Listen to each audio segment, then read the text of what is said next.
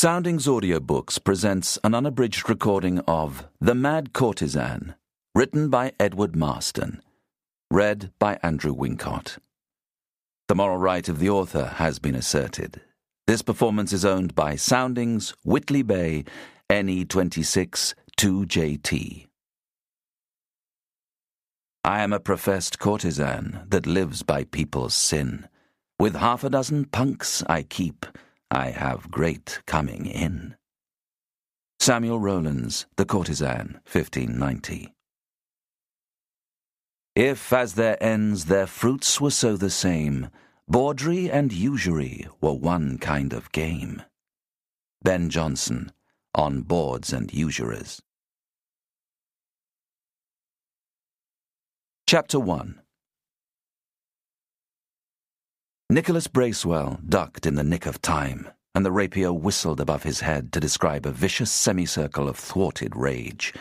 Backing away and drawing his own weapon, he had to repulse a violent attack as his adversary closed on him at once and scythed away with murder in his heart.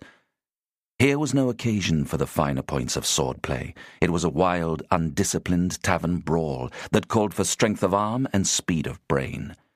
Nicholas demonstrated both in equal measure as he parried further blows, flicked his wrist to expose his target, then went down on one knee as he thrust his blade straight and true into his enemy's side.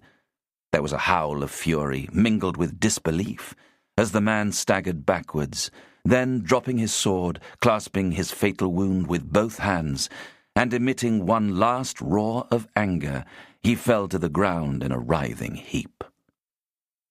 The applause was paltry, but well earned, and Nicholas acknowledged it with a modest smile.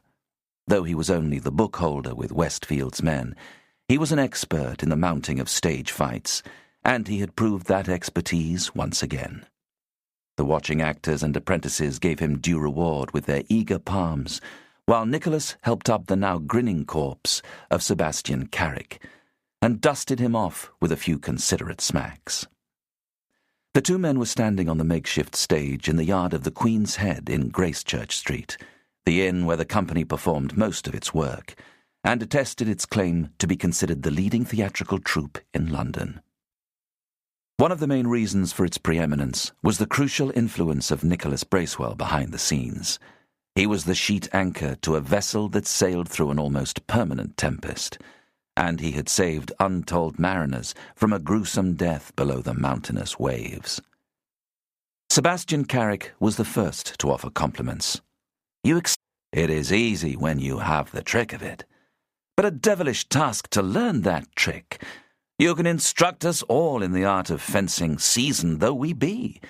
I have never before encountered such a shrewd teacher as Master Nicholas Bracewell. You are an apt pupil, Sebastian. Aye, said the actor with a grin. A grateful one, too. I had rather be killed by you than by any man in London. General laughter broke out among the spectators. Sword fights were an integral part of theatre, and they had to be choreographed with sufficient verve and realism to convince an audience that would press very close to the stage. The death of Sebastian Carrick had been so well rehearsed that even those who had witnessed the sequence many times were momentarily fearful that they had indeed lost a friend and colleague. When Nicholas thrust home his blade, however, it simply passed between the side and the arm of his quarry, but with a timing and accuracy born of years of experience. Carrick gave the bookholder a confiding nudge. I doubt that Owen will fight as fairly as you, Nick. He is an able swordsman. Able enough to cut me down for good and all. You do him wrong, Sebastian. Marry, that's his complaint. Then must you settle your account with him. I would be rid of this turbulent Welshman. Soothe his turbulence. Owen Elias, the subject of their exchange, stood no more than 12 yards away and glowered at his fellow actor. He was a stocky man in his 30s with broad shoulders above a barrel chest. His face was striking rather than handsome, with smouldering eyes that were ignited by some dark Celtic passion. He had good reason to resent Sebastian Carrick.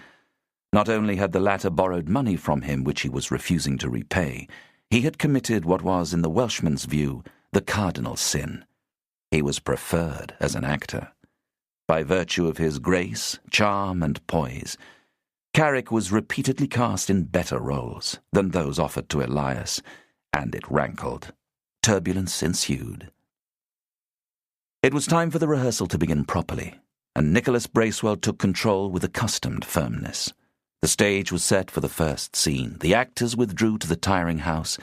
The musicians took up their positions in the gallery above. Westfield's men steadied themselves for yet another performance of Vincentio's Revenge, one of the stock plays in their extensive repertoire, a brooding tragedy that was shot through with violence. Early in Act 3, the lascivious courtier Lodovico, as played by Sebastian Carrick, would be killed in a tavern brawl by Owen Elias, in a role that was not even dignified by a name. Lodovico might appear to die, but it was the stranger who suffered the more serious. Even amid the happy turmoil of preparation, Nicholas spared a thought for the tribulations of Owen Elias. As an actor, the Welshman was incomparably better than Sebastian Carrick, but the latter had physical attributes which made him more appealing, and personal qualities that made him more acceptable.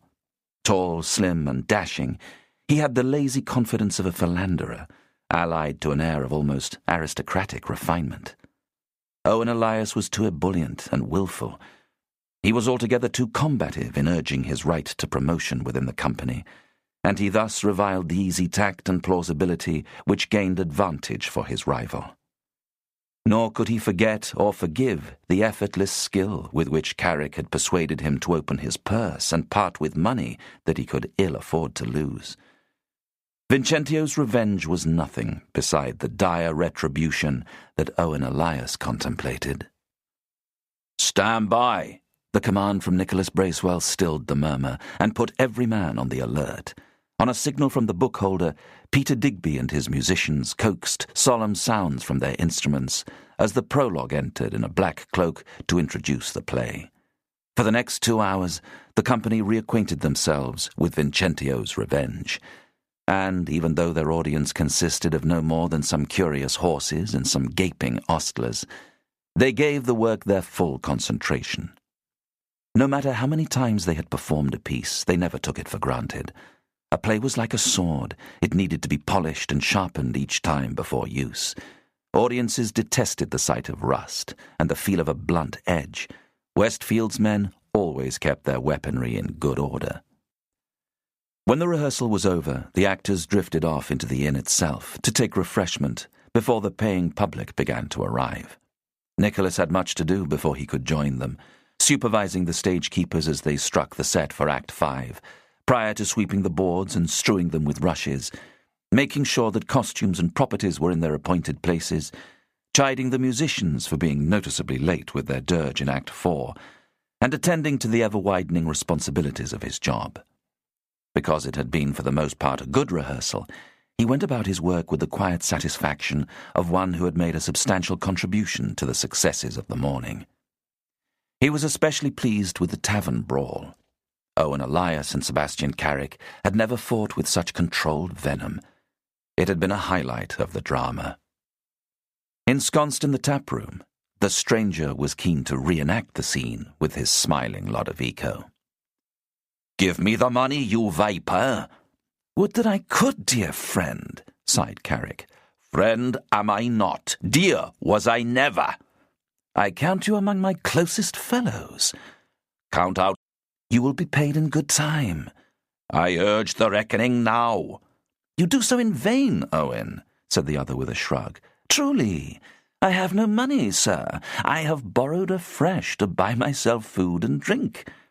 "To borrow and not repay is to steal." "Be patient, but a little longer." "Give me my money, Sebastian." "As soon as I may." "Now!" yelled the fiery Welshman, grabbing him with both hands. "Pay me forthwith, or by St. David I'll tear you limb from limb and feed you to the inn-yard dogs." Sebastian Carrick tried to defuse the situation with an amiable laugh, but it only enraged his attacker even more. Rising to his feet, Owen Elias hauled him up from his bench and flung him across the room with sudden power. Fury and envy surged up and conjoined in the Welshman's breast to send him hurtling after his honey-tongued colleague in order to belabor him unmercifully. Before he could even land the first punch, however, he was drenched from head to toe by a few gallons of cold, brackish water from one of the wooden fire buckets. Nicholas Bracewell had arrived in time to see the quarrel and to dampen it down before it got out of hand. Sebastian Carrick grinned with relief, but Owen Elias only glowered as the whole tap-room filled with derisive laughter. Chafed but chastened, he did not resist when the bookholder hurried both him and his fellow out into the yard. Nicholas did not mince his words, and his soft West Country vowels were hardened into a curt threat. "Do you seek dismissal from the company, sirs?" "Indeed not," said Elias. "Nothing would grieve us more," said Carrick. "Brawling will not be tolerated," emphasized Nicholas with a warning finger. "We are only here at the Queen's Head on sufferance, and we must give our nagging landlord no more excuse to send us hence. Save your argument for some private place, or better still, resolve it here and part as friends.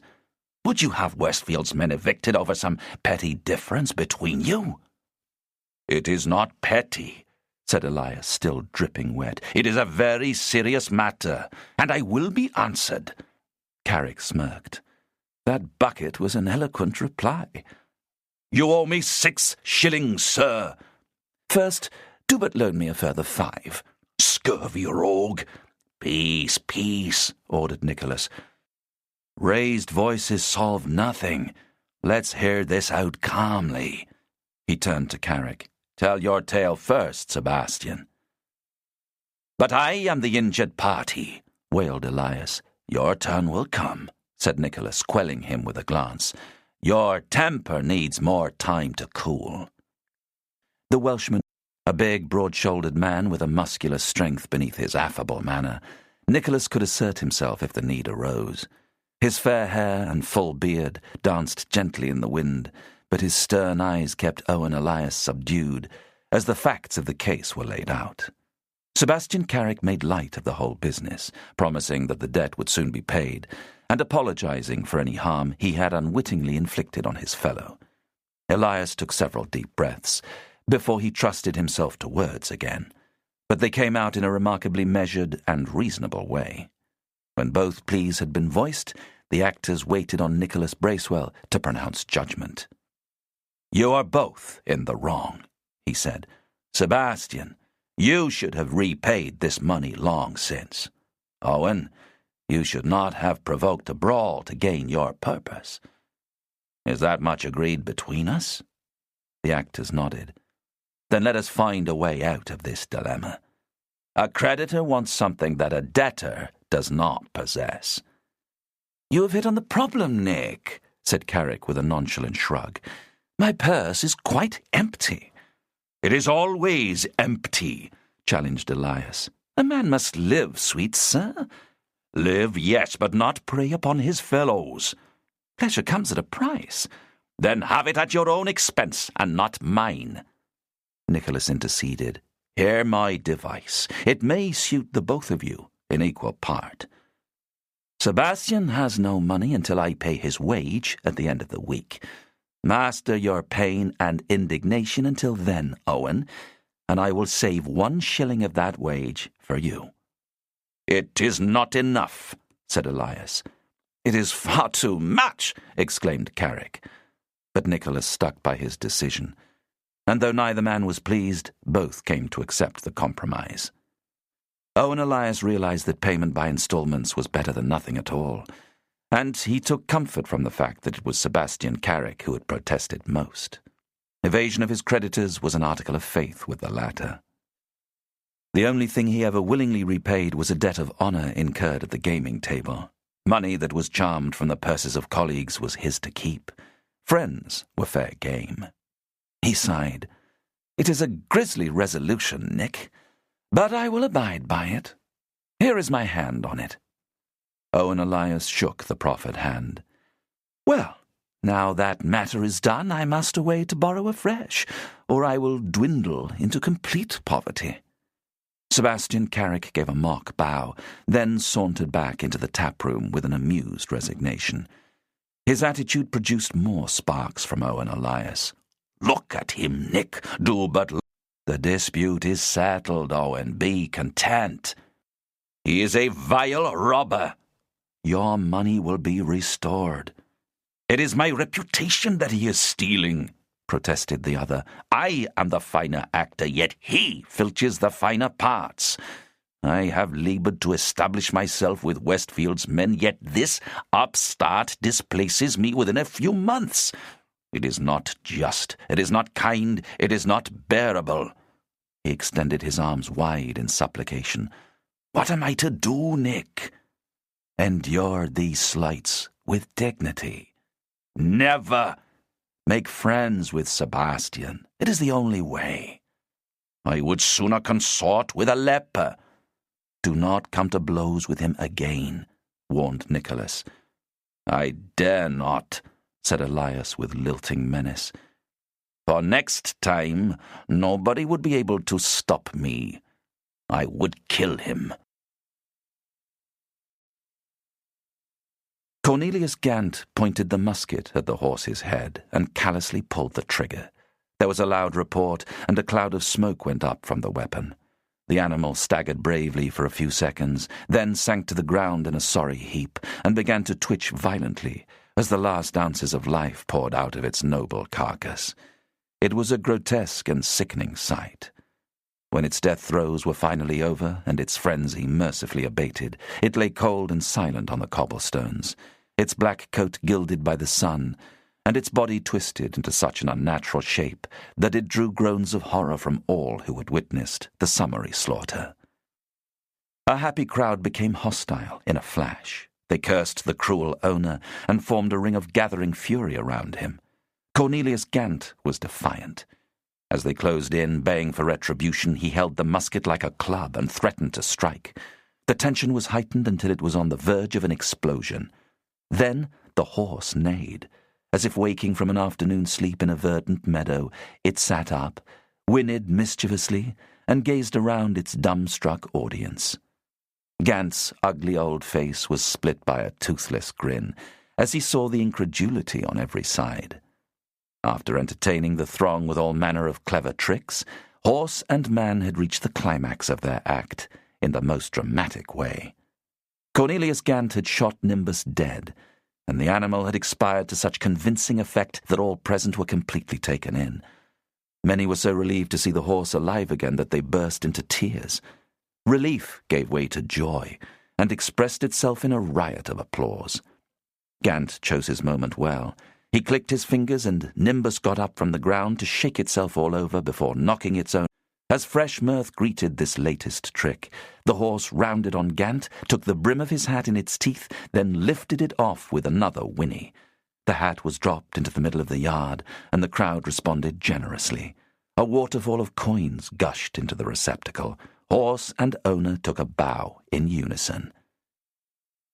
Cornelius Gant was a wiry man of middle height, shrunk by age and battered by experience. His apparel was that of a discharged soldier, but his piggy eyes and distorted features suggested less honourable employment. Only when he grinned did he look even remotely personable. In gratitude for his handsome performance, however, the crowd ignored his defects of nature and showered him with congratulation. The whole inn buzzed with excited comment. Gant was glad that they had stopped at Coventry. Its welcoming hostelries had given him rich pickings for 3 days, but it was now time to take his horse and its wondrous feats on the next stage of their journey to the capital. It was there in London, in the finest city in Europe, that true fame and fortune lay, and nothing less would suffice his vaulting ambition. Well-wishers sent them off with ringing cheers. "Nimbus is the greatest horse alive, and even greater when he is dead. It is the most amazing sight that ever I saw. No heart can resist them. They will spread merriment wherever they go. That animal is a gift from God." It was left to the waddling publican of the Shepherd and Shepherdess to sum up the feelings of his customers. Gant and Nimbus had not only astounded the onlookers, they had been good for business. Wiping podgy hands on his beer-stained apron, the publican beamed gratefully after the departing guests, and gave a knowing chuckle. "They will conquer London within a week." Lawrence Firethorn was in excellent spirits as he sat back in his chair and savoured the last of the canary wine in his goblet. Flushed with success after another performance in the title role of Vincentio's Revenge, he was celebrating his triumph in a private room at the Queen's Head with Barnaby Gill and Edmund Hood. All three of them were sharers with the company, ranked players who were named in the royal patent for Westfield's men, and who were thus entitled to a portion of any income. Apprentices were given their keep and a valuable training. Hired men like Sebastian Carrick and Owen Elias earned a weekly wage, but it was the sharers who were the real beneficiaries. Not only did they get their slice of any profits, they also had first claim on the leading parts in any play. Their status was paramount. In the eyes of the law and the regulatory agencies, they were the company, and other members of the troupe were merely their employees. Westfield's men had 10 sharers, but its operational decisions were invariably... Lawrence Firethorn dominated that trio. "I was in good voice this afternoon," he boasted. "Too good a voice," said Gill testily. "You roared the lines like a wounded lion. Speak the speeches as they are written, Lawrence. Do not deafen your fellows with ranting." "The audience worshipped my Vincentio." "So might the rest of London, for they must all have heard it. Why must you bellow so much? Even your silence is beset by too much noise." "Tragedy calls for sound." "Your sound was certainly tragic, sir." Firethorn bristled. "At least I did not whisper my words like an old man muttering into his beard." "I conveyed meaning with every subtle gesture." "It is as well you did not rely on your voice, Barnaby. You sounded like a male varlet plying his foul trade in the stews of Southwark." "I'll brook no more of this," exclaimed Gill, using a quivering fist to pound the table around which they sat. "I demand an abject apology." "Demand what you wish, you will get nothing." Gentlemen, said Edmund Hood wearily, as he interrupted yet another of the all-too-frequent arguments between the two men. "Both of you gave of your best in Vincentio's Revenge. I could not fault either performance. Each was soft enough, each was loud enough. Enough of this vain disputation. We have business in hand." Gill stood on his dignity. "I have been insulted." "And so you will be again, sir," said Firethorn. "You invite ridicule. If you will hiss like a serpent on stage, we will find you a place in the menagerie at the Tower." "They will lock you in the neighbouring cage, for they surely have need of a trumpeting elephant." "Desist, sirs," said Hood, throwing himself between them once again, to prevent the elephant from trampling on the serpent, and to stop the serpent from wriggling its way up the elephant's trunk to spit its venom into the brain. "This will not serve our cause at all." He poured more wine for both of them, then gave them even more liberal doses of flattery. They slowly allowed themselves to be soothed and to forget their latest verbal duel.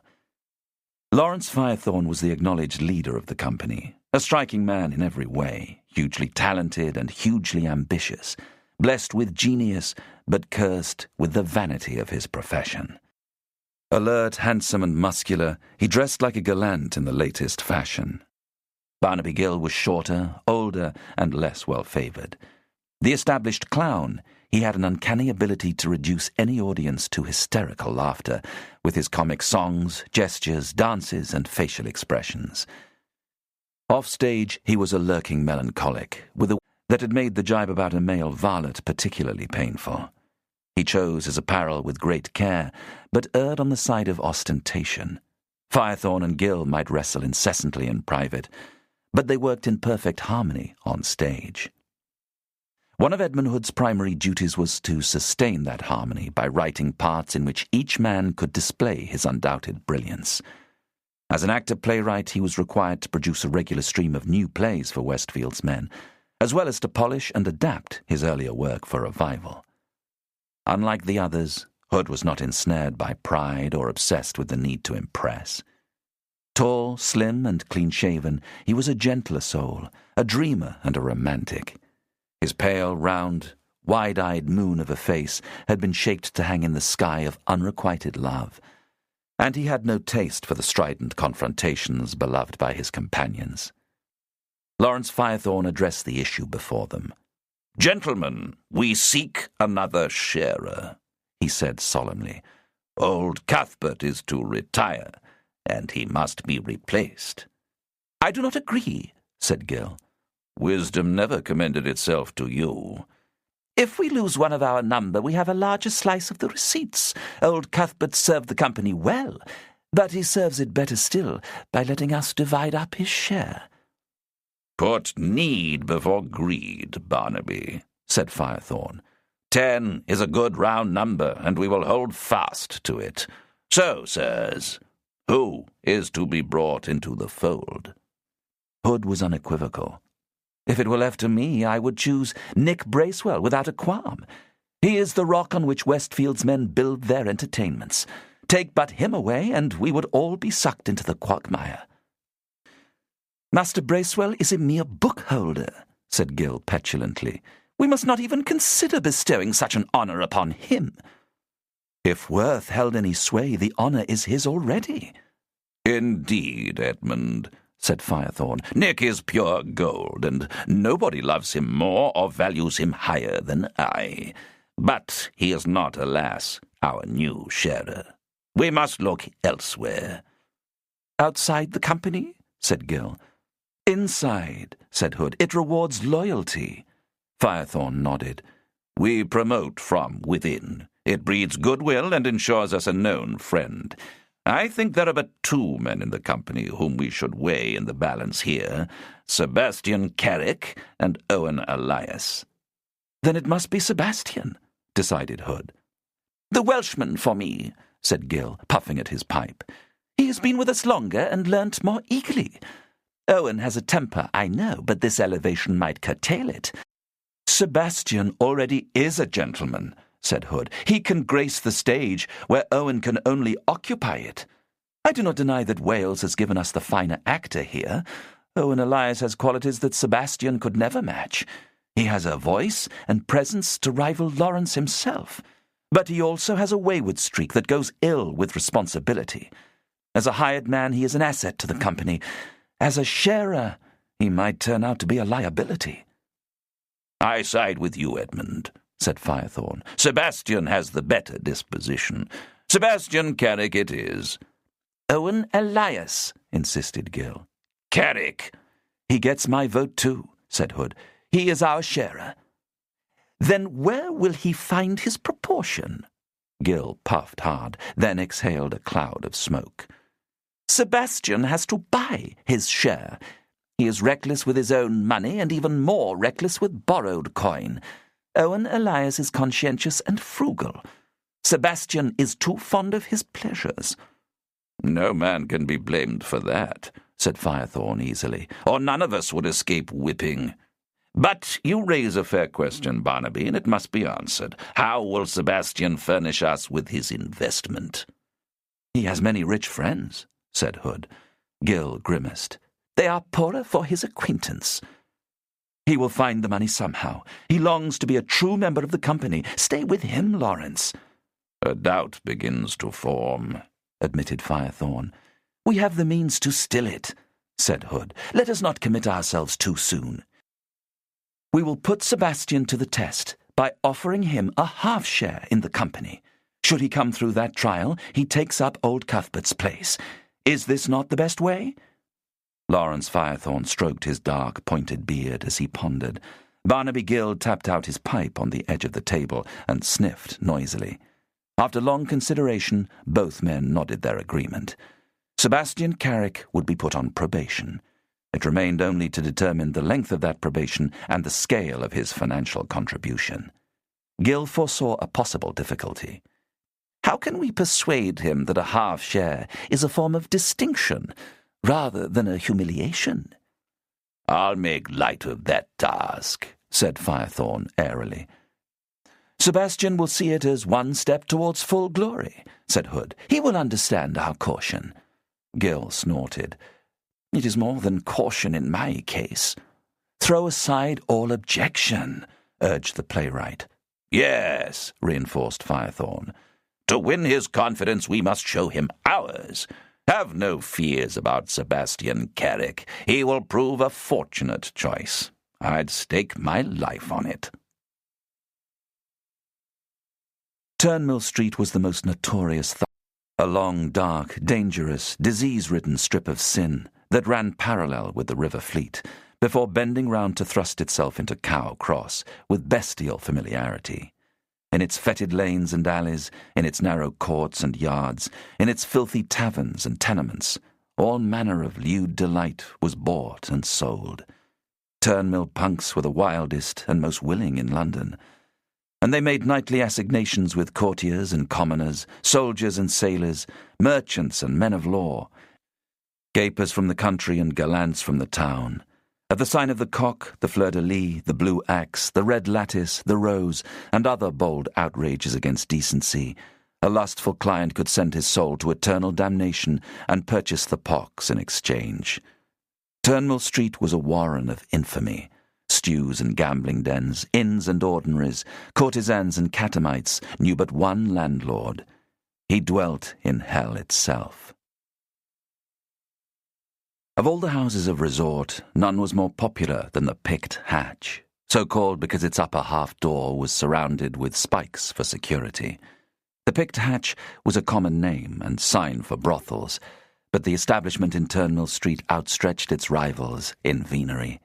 It was run by a wobbling mound of flesh named Bess Bidgood, and its reputation brought in ample custom for the large stable of whores whom the motherly hostess kept beneath her wicked roof. Quality and quantity were on tap at the Picked Hatch. The young man who lay naked on the bed in a state of joyous near exhaustion had opted for quality, and he had not been disappointed. When Bess Bidgood had lined up her ladies for him to choose at his own discretion, his practised eye had picked out the leanest of them. Frances was not the plump and eager wench in red taffeta that most men coveted, but a thin, watchful, feline creature with a carnal charm that was all her own. He wanted an angry lover, and none could have been more feral than this wild cat. She bit and fought him every inch of the way, and left her own special trademark on his back, as she raked it from shoulder to buttock with searing fingernails, pain and pleasure intermingling so closely that they became one. He was in ecstasy. Frances was content. Here was no sweating husband who talked of his wife, no crude swaggerer who pumped mindlessly into her, no drunken fool whose manhood failed them both and who snored on top of her. She had found a real lover for once, a handsome swain who sensed her needs and matched them with his own. As she ran a hand down the vivid red furrows on his back, she admired the sleek muscularity of his body and relished the feel of his soft beard between her breasts. In a squalid room they shared a mild sensation of love. It was soon over, however. He rose and dressed while she waited for payment, combing her long black hair with languid movements and resigning herself to more brutish passion from her next client. His smile was warm and grateful. Dropping some crowns into the goblet on the floor, he slipped an arm around her to give her one last, long kiss. Then he opened the door and went swiftly out. Frances reached instinctively for the goblet and found it empty.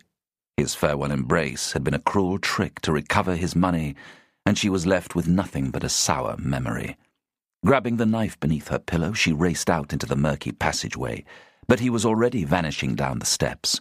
She went quickly back to her bedroom window and flung it open, waiting until her deceitful lover came out into the street before giving a signal with the knife. She then turned back into the room and flung the weapon with such force at the door that it sunk 2 inches into the wood and vibrated almost as angrily as she did. The young man meanwhile ambled happily along, and told himself that the gift of his body was reward enough for any woman, and that by rights Frances should have paid him. He laughed aloud as he imagined her horror at finding the goblet raided by his sly hand, and congratulated himself on getting so much out of the Picked Hatch for so little. It had been a most pleasant night. "Stay, sir," called a voice behind him. Why so? He turned to ask the last question of his life, and got the answer in the shape of a hand-axe that came out of the darkness with vengeful power to cleave his head open, and put an extra inch between his staring eyes. Blood drenched him in an instant, and the open mouth filled with gore. Before he hit the ground and lay in the offal, he was dead. Sebastian Carrick had paid for his pleasure, after all. Chapter 2. Theatre companies were like families, haphazard groups of people who were bonded temporarily together by a shared home and a common objective. Filial affection was spontaneous, and intimacies flourished. Loyalty was deep. Idiosyncrasies were tolerated in the capacious bosom of the family. Blood was thicker than water. If actors fell idle, they were friendless vagabonds cast out into the wilderness. Hired again, they got instant access to the comforts of hearth and home. The lonely exile became the prodigal son. Nicholas Bracewell did much to foster the spirit of kinship among Westfield's men, so that each time it changed its face, the smile remained the same. Continuity of style and purpose was essential. Nobody was more attuned to the different moods, and he helped to blend them into a single clan. While Lawrence Firethorn was the stern father of the family, and Barnaby Gill the clucking mother hen, Nicholas brought an avuncular concern to his role and cared profoundly for all his nephews. It did not take him long to learn their habits. "Good morning, Master Bracewell."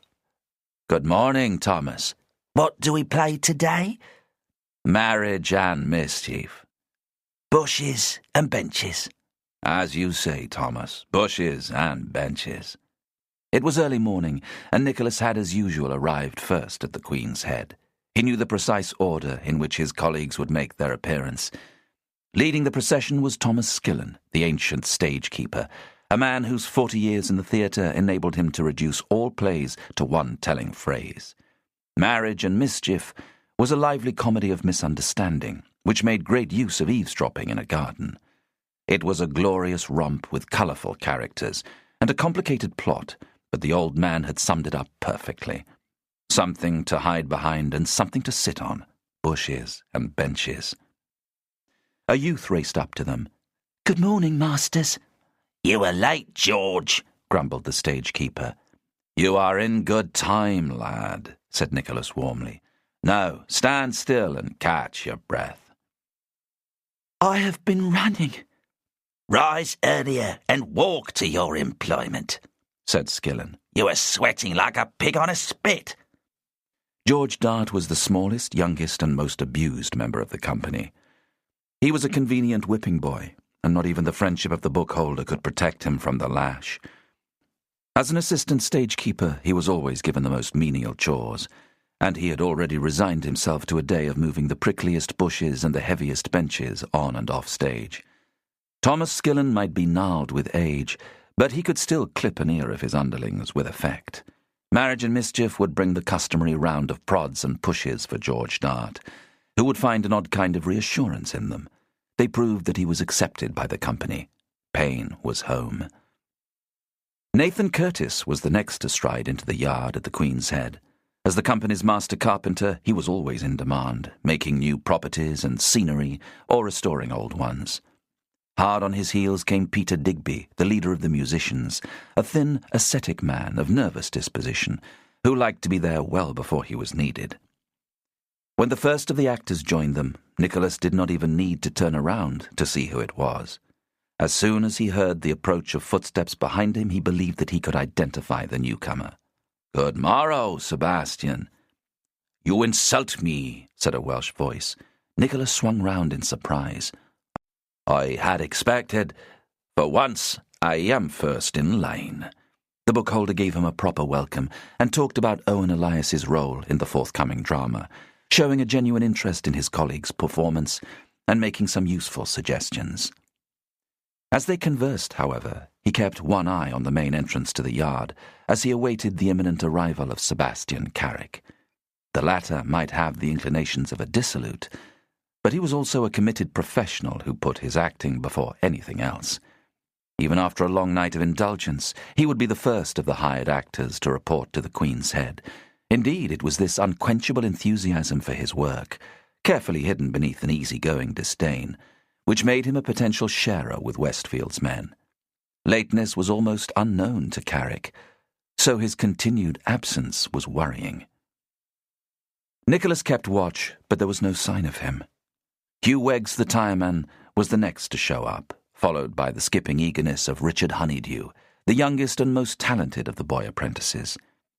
New faces came in twos and threes, until the majority of the company was assembled in the yard.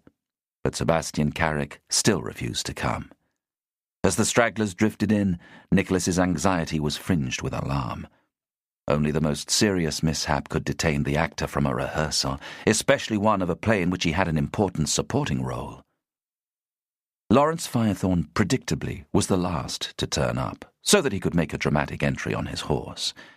As he rode into a yard that was now humming with activity, he surveyed his fellows with a lordly air, then raised his hat in acknowledgment of the greetings he attracted. When an ostler came to take his horse, the actor-manager dismounted and summoned his bookholder. "Nick, dear heart, a word, sir." "As many as you wish," said the other. "Let's stand aside." Firethorn whisked him into a quiet corner. "We had private conference yesterday to settle on the choice of a new sharer. Sebastian Carrick was preferred to Owen Elias. Does that win your good opinion?" "Not entirely," said Nicholas. "Both men are worthy in their several ways, but Owen Elias has the greater ability and range of experience." "Other reasons spoke against him." "Sebastian has defects too." "We have decided to overlook them and offer advancement to him. I want you to impart the glad tidings." "He is not here to receive them." "Not here? Our early bird still abed for once?" "I hope that is the case." "What else?" said Firethorn. "He will be here anon.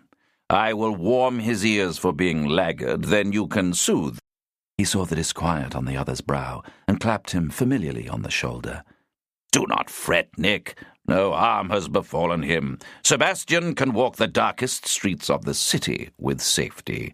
Be assured of it. He will not fall among thieves." When the rider appeared on the horizon, the two men could not believe their luck.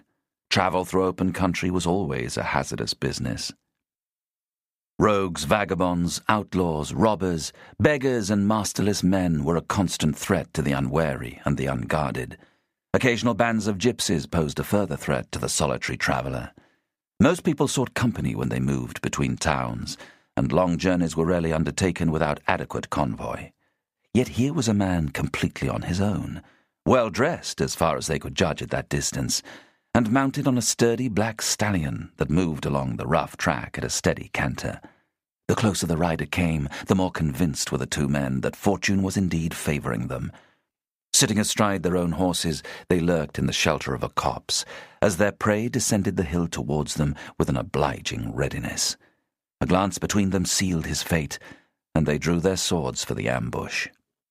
But the attack was not even necessary.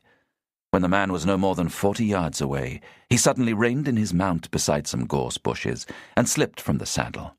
Fiddling with his breeches, he went behind the bushes with the obvious purpose of relieving himself, and his spectators grinned. They would not even need their weapons for this work. The horse was their target, as fine an animal as they had seen in a long time, with good conformation, a sleek coat, and a touch of real breeding that made their own flea-bitten nags look like the tired jades they were. Black all over, it had a white blaze that ran from ear to nostril, like a flash of lightning exploding from a mass of black cloud. Horse and saddle were rich enough bounty in themselves, but the pouches that were slung across its loins, embroidered leather that bulged with promise, could bring greater reward yet. During those 2 fateful minutes behind a gorse bush, the rider would be relieved of more than his discomfort. The highwaymen did not delay any longer. Spurring their horses into action, they closed on the stallion, and one of them gathered up its reins as they passed. As 3 sets of hooves clacked on the hard surface of the track, a yell of utter horror went up from behind the bushes. The robbers laughed aloud at what they took to be the bare-assed abuse that pursued them, until they were out of earshot. but the hapless wayfarer was now letting his own mirth show. With breeches now up again, he sat in the shade of an elm and pulled out an apple from inside his doublet. He took a first bite and chewed away happily, in the confident knowledge that he would not have long to wait. When they had put a mile or more between themselves and their victim, the two men paused in a clear. The stolen horse was even more of a prize than they had imagined, and its saddle was a work of art. They dismounted at speed and ran to clutch at the leather pouches, but it was a mistake that they would rue for a long while, because the stallion reared up on its hind legs and kicked out savagely. Taken completely by surprise, they fell to the ground in mortal terror. Instead of trampling them while it could, however, the animal emitted a high neigh that produced an answering call from the other horses. Before the men could do anything to stop them, all three went galloping off in the direction from which they had come. Cornelius Gant had almost finished his apple by the time that Nimbus brought its two companions up to him. The old man gave him a slap of thanks, then fed him the core as a further sign of congratulation. It was the work of minutes to search the other two horses for booty. Small sacks that hung from pommels yielded up food, money, and other stolen items. When he had transferred the provender to Nimbus, he gave each of the other beasts a slap on the rump that sent it careering wildly off into the undergrowth. Cornelius Gant and Nimbus continued briskly on their way towards Banbury. It was proving to be an eventful journey. Marriage and Mischief was a perennial favourite, which brought a large and vocal audience to the yard of the Queen's Head, and they were not disappointed by the latest rendering of the piece. The comedy was driven along at a cracking pace, with a control that never faltered. As the spectators howled with glee or shook with mirth, they never suspected for a moment that the real drama had occurred backstage, and jeopardized their entertainment completely. Sebastian Carrick's failure to appear had forced 11th-hour changes on the company, which had sapped its morale and sent it out on the stage with some trepidation. But it found itself both equal to the emergency and able to disguise it from the onlookers. Owen Elias was given instant promotion, and he seized his opportunity with relish, playing his rival's part as if he had been rehearsing it all his life. He fumed and foamed as a jealous husband who wrongly suspects his wife of infidelity, giving a performance that was at once more comic and incisive than that of the actor he had replaced. Elias's freewheeling confidence was a tonic to his fellows, and they responded accordingly. As Lawrence Firethorn led his troop out to acknowledge the ovation at the end of the play, he knew that they had given as good an account of Marriage and Mischief as they had ever done. Standing in his accustomed place, Nicholas Bracewell gave his full concentration to the task of prompting, giving cues, issuing advice, and generally controlling the swirling chaos behind the scenes. He was able to relax slightly now, and to address the problem of Sebastian Carrick's absence. It was as distressing as it was untypical. An actor who prided himself had committed the unforgivable sin of leaving the company in the lurch. He had not even sent a word of warning that he was indisposed. Was he ill? Had he been deliberately led astray? Could he still be sleeping off a night of debauchery? Nicholas had grave doubts on all three accounts. A more grim explanation suggested itself, and the bookholder felt a sharp pang of apprehension. It was not eased when he looked across at Owen Elias, who was now bowing low, and drinking in the applause as if he had played the leading part. When asked to step into the breach at such short notice, the Welshman showed neither surprise nor alarm, but simply grabbed the book to study the new part. While the actor conned his lines, Hugh Weggs helped him into his costume and used a deft needle to make the adjustments that were necessary. Owen Elias was supremely relaxed. It was almost as if he knew that he would be required to cover for an erring colleague, and he did so with impressive skill. Much as he liked his friend,